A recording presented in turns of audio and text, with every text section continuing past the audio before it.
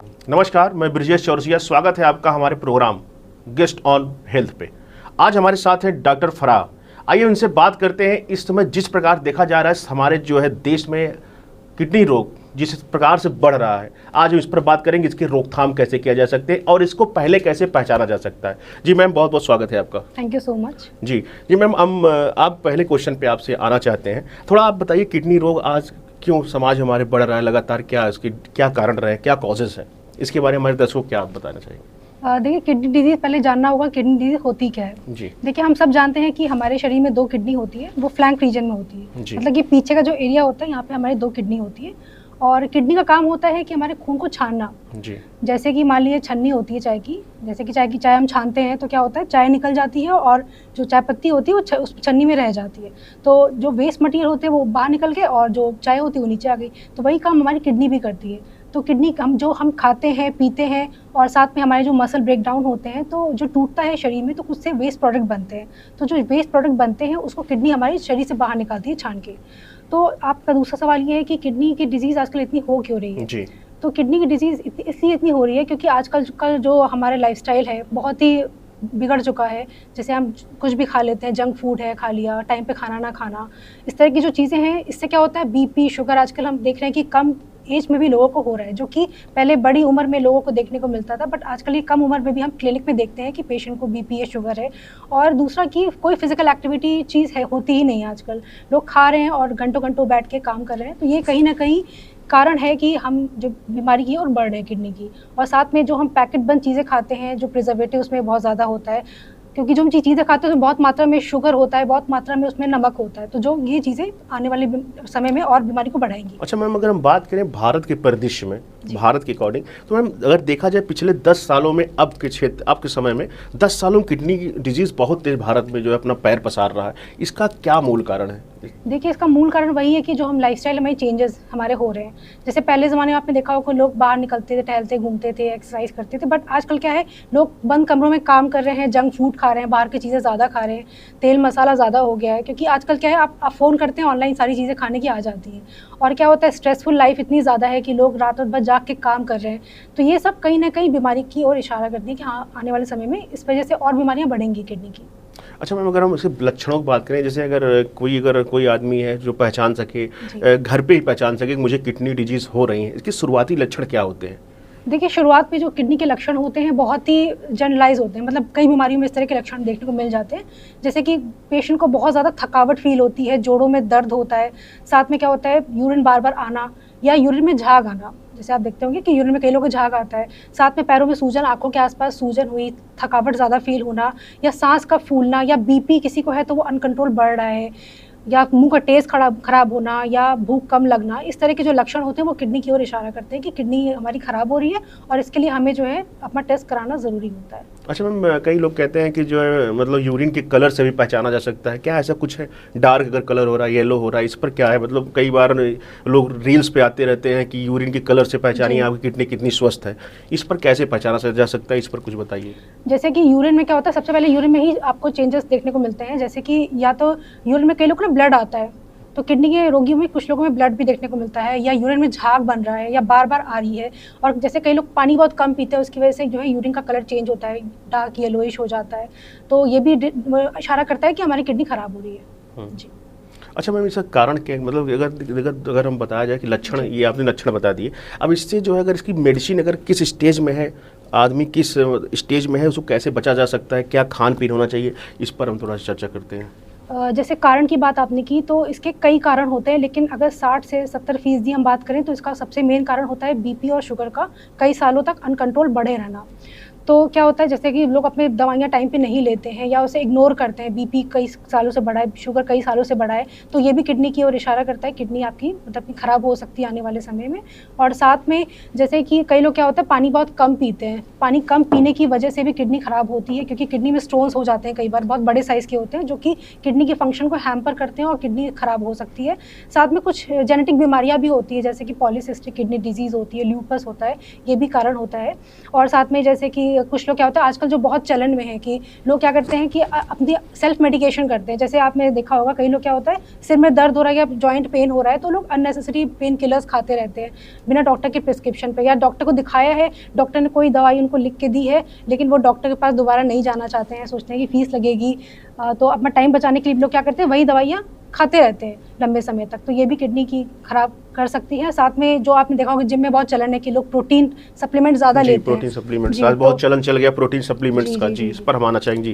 जी, तो लोग क्या होता है प्रोटीन जाते हैं बॉडी बिल्डिंग के लिए, वो प्रोटीन लेने लगते हैं और उनको पता नहीं होता कितना लेना है, कब तक लेना है, तो वो लेते रहते हैं बॉडी बिल्डिंग के लिए, तो इंजेक्शंस कुछ लोग लेते हैं इसके लिए, तो ये भी किडनी को ख़राब करती हैं कम एज में। अच्छा मैम, आपकी बातों से मेरे 2 क्वेश्चंस मेरे निकल रहे हैं। जैसे आपने कहा कि वाटर इंटेक कम हो रहा है, तो अगर मैं जानना चाहूँगा मतलब एक स्वस्थ मनुष्य को कितना वाटर लेना चाहिए, कितना इंटेक करना चाहिए, इस पर थोड़ा बताइए हमारे दर्शकों को। देखिए जो वाटर जो होता है मतलब इतना होना चाहिए कि जैसे आपने देखा होगा यूरिन आप जब करने कोई इंसान जा रहा है अगर देख रहा है कि उसका यूरिन का कलर डार्क हो रहा है या लोइश हो रहा है तो मतलब वो पानी कम पी रहा है। सुबह में तो नॉर्मली होता है कि हाँ यूरिन का कलर डार्क होता है, लेकिन अगर दिन भर भी आपका यूरिन का कलर वैसा रह रहा है तो मतलब आप पानी कम पी रहे हैं, आप हाइड्रेट कम है।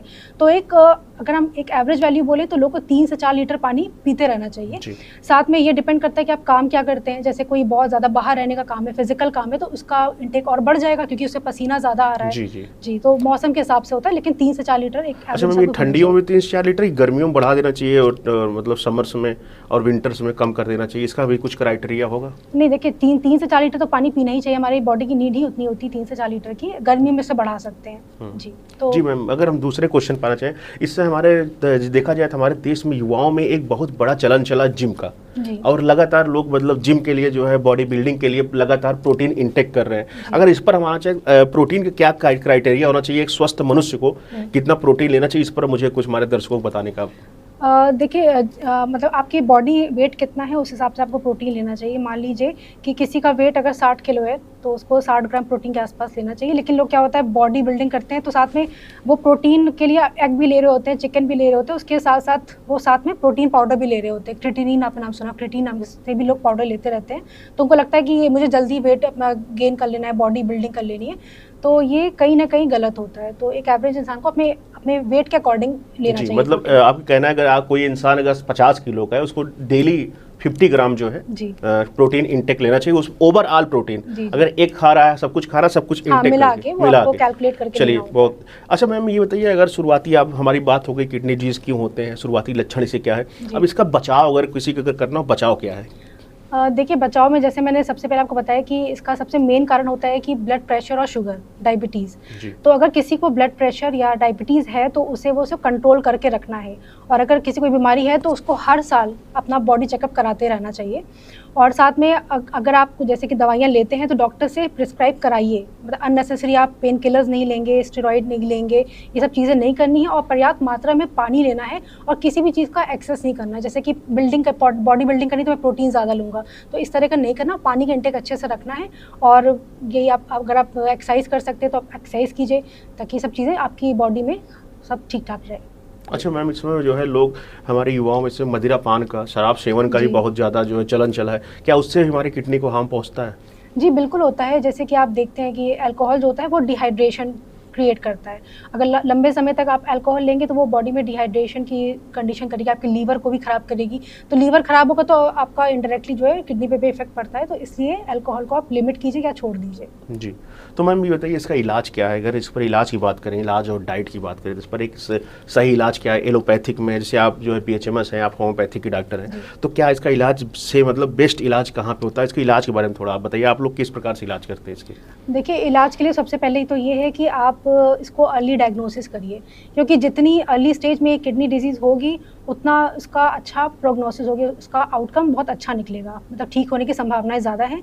तो मैं बात करूं कि आपको पहली बात तो बचाव ज़रूरी है, जैसे मैंने आपको पहले बचाव बताया कि आपको क्या क्या बचाव करना है, इसके लिए वो करिए। अगर बीमारी हो गई है तो उसको अगर पता चल गया तो इसे इग्नोर ना करें, क्योंकि क्या होता है ना, अर्ली जब प्रॉब्लम होती है तो लोग कहते हैं ठीक है, लोगों को जागरूकता ही नहीं होती इस चीज़ की लेके कि हाँ मुझे किडनी बीमारी हो गई है, तो वो उसे क्योंकि अर्ली स्टेज में ज़्यादा सिम्टम्स आते नहीं है, इतना पता नहीं चलता लोगों को।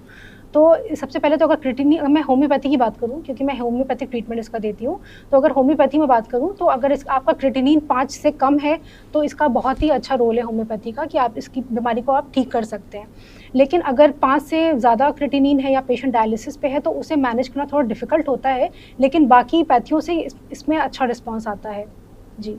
जी, तो इसके बचाव और इसके में इलाज, अगर आप लोग कहें क्या इलाज में क्या करते हो? जैसे आपने बताया कि अगर क्रिएटिनिन 5 से कम है, अगर मान लीजिए आपको आपके पास पेशेंट आता है उसके क्रिएटिनिन 9 है, तो क्या बेहतर क्या रहेगा कि होम्योपैथिक में इलाज कराए या एलोपैथिक में जाकर डायलिसिस कराए? क्या इसका डायलिसिस जो है इसका तो मतलब परमानेंट इलाज तो है नहीं, इस पर कुछ आप प्रकाश डालिए, कुछ बात करिए। जी जी, देखिए डायलिसिस तो इसका कोई परमानेंट इलाज है नहीं, क्योंकि आपकी किडनी खराब हो रही तो आगे खराबी होती रहेगी, तो डायलिसिस का परमानेंट सोल्यूशन तो नहीं है। लेकिन अगर आपकी ऐसी स्थिति ना आए तो ज़्यादा बेहतर है। अगर आप डायलिसिस पे चले गए हैं तो आप साथ में होम्योपैथी ज़रूर ट्राई करें, क्योंकि आपके जो भी प्रॉब्लम्स होते हैं, जो उसको बीमारी को आगे बढ़ने से रोकती है और उसे ठीक करती है, तो आपके बेहतर आउटकम होम्योपैथी से ज़रूर मिलेगा। उसमें दवाइयाँ होती हैं पेशेंट के सिम्टम पे, उसको क्या क्या दिक्कतें आ रही हैं, और पूरी रिपोर्ट देखने के बाद हम उसे अच्छे से गाइड कर सकते हैं। जी, और मैम अगर शुरुआती जांच की बात करें तो ये किडनी जब डिजीज़ किसी को होने वाला होता है या कोई सिम्टम उसको दिखता है, शुरुआती जांच क्या क्या होती है, इसके थोड़ा बताइए।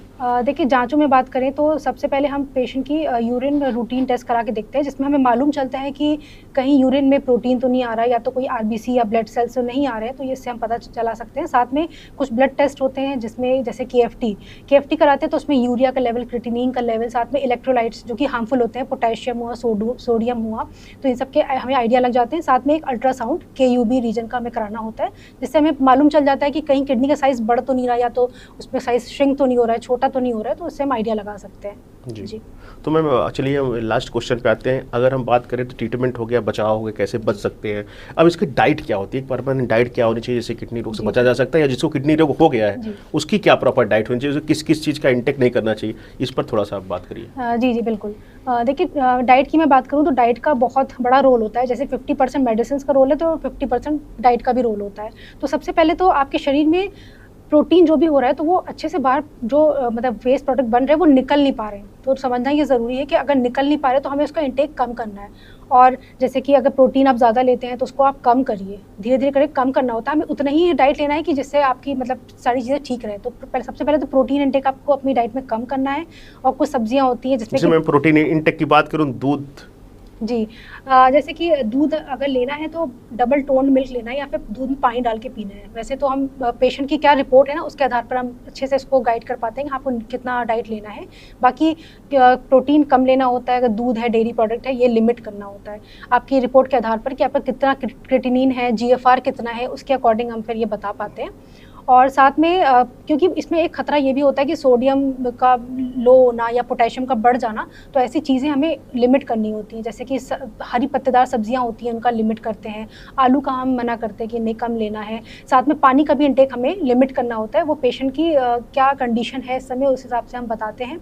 और साथ में फॉस्फोरस, क्योंकि दूध मैंने बताया कि क्योंकि फॉस्फोरस भी बढ़ने लगता है इस केस में, तो इसलिए हमें दूध का भी लिमिट करना पड़ता है पेशेंट के लिए। जी, तो डाइट, यही डाइट परमानेंट। अगर ये तो हो गया डेयरी प्रोडक्ट का, अगर हम बात करें अगर जैसे अनाज में, तो अनाज क्या क्या इंटेक करने चाहिए जो किडनी पेशेंट है उनको? देखिए, जो भी अनाज होते हैं ना, वो लेने पे प्रोटीन ज़्यादा बनता है शरीर में, तो इसलिए अनाज का भी लिमिट हम करते हैं।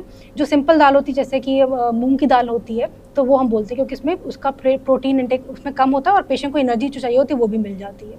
और देखिए, ऐसी कोई दिक्कत नहीं होती कि हाँ आप प्रोटीन नहीं लेंगे तो आपकी लाइफ नहीं ठीक चलेगी, ऐसा नहीं है। जो भी हम खाते हैं पीते हैं ना, वो कहीं ना कहीं ब्रेक डाउन होकर प्रोटीन, अमीनो एसिड बनता है, तो जितना भी शरीर को ज़रूरत होता है वो हमें मिल जाता है उससे। तो मैम अगर एक बात कहें, अगर ये हो गया हमारा किडनी रोग की जो है डाइट, अगर एक स्वस्थ मनुष्य की हम बात करें, स्वस्थ मनुष्य कैसे बचे, वो मतलब कि किडनी रोग से बचे, उसकी एक स्वस्थ डाइट क्या होनी चाहिए, इस पर थोड़ा सा आप बात करिए। जी, जैसे कि स्वस्थ डाइट से पहले मैं बता देती हूँ। जैसे किसी की अगर फैमिली हिस्ट्री है किडनी की प्रॉब्लम की या बीपी की, डायबिटीज़ की, तो वो उसे पहले से ही संभल के रहना होता है, अपना रेगुलर चेकअप कराते रहना होता है। साथ में लाइफस्टाइल की मैं बात करूँ तो आपको सब चीज़ें आप सब कुछ खा सकते हैं, आपको कोई क्योंकि प्रॉब्लम नहीं है, लेकिन लिमिट में खाना है। जैसे बहुत मीठा भी नहीं खाना, बहुत नमकीन भी नहीं खाना है, या बहुत ही प्रोटीन भी नहीं लेना है। तो एक बैलेंस डाइट बना के चलिए। साथ में पानी का इंटेक बहुत ज़रूरी, क्योंकि पानी कम पीने की वजह से भी किडनी की प्रॉब्लम्स होती हैं, स्टोन्स बनते हैं। तो इसलिए ये करना है। एक्सरसाइज रेगुलर करना है। एक्सरसाइज करेंगे तो सारी चीज़ें आपकी बॉडी में बिल्कुल अच्छे से, मेटाबॉलिज्म आपका अच्छे से चलेगा, तो इस तरह से आप बच सकते हैं। जी, बहुत बहुत धन्यवाद मैम आपका। तो ये था हमारा प्रोग्राम गेस्ट इन हेल्थ में। आज हमारे साथ थी डॉक्टर फराह। आज हमने बात किया किडनी रोग देश में क्यों बढ़ रहा है, क्या इसके बचाव हैं, कैसे से बचा जा सकता है और इसका ट्रीटमेंट इसका सही जो है ट्रीटमेंट क्या हो सकता है। आज हमने इस विषय में इस प्रोग्राम में बात की। आगे ही ऐसे खबरों के लिए, हेल्थ से रिलेटेड खबरों के लिए बने रहे डिग बाइट में। तब तक के लिए धन्यवाद।